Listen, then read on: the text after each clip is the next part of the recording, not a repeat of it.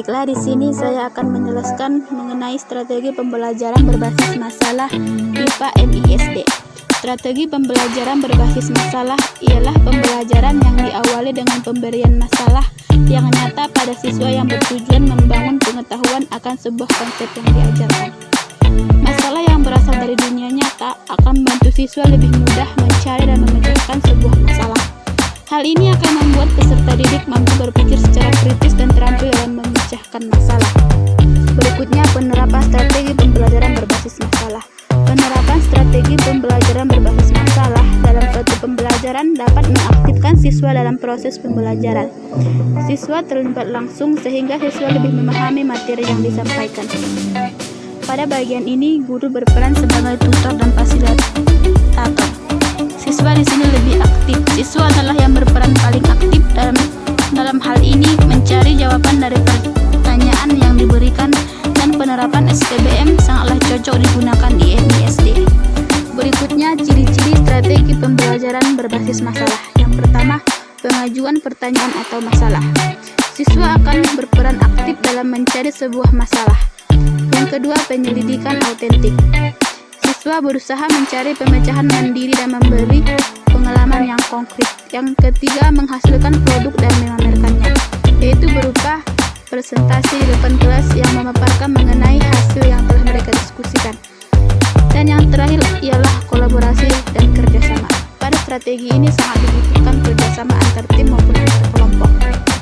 Berikutnya ialah tahapan-tahapan strategi pembelajaran berbasis masalah. Tahapan yang pertama ialah tahapan pendahuluan. Guru memberikan informasi kepada siswa mengenai materi yang akan dipelajari serta memaparkan tujuan pembelajaran. Pada bagian ini, guru membentuk para siswa menjadi beberapa kelompok. Dan dalam hal ini saya menggunakan materi IPA yaitu Panca Indera kelas 2 semester 1. Tahapan yang kedua ialah tahapan pengembangan. Mengembangkan materi pelajaran sesuai dengan yang dipelajari dalam kelompok dan mendiskusikannya. Di sini saya memberikan 10 buah potongan kertas yang masing-masing 5 diantaranya ialah bagian panca indera dan 5-nya lagi fungsi panca indera. Dan pada setiap kelompok di antara mereka harus mencari dan mencocokkan 10 potongan kertas tersebut. Tahapan yang ketiga ialah tahapan penerapan. Tahapan utama sebagai kunci untuk melihat pemahaman dari materi yang diajarkan pada setiap kelompok.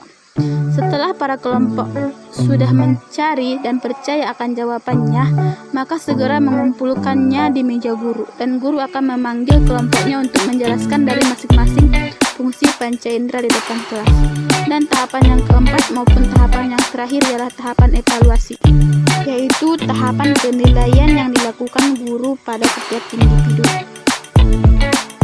yaitu berupa tes pada setiap siswa secara mandiri atau individu yang bertujuan untuk menilai dan melihat perkembangan dari setiap peserta didik.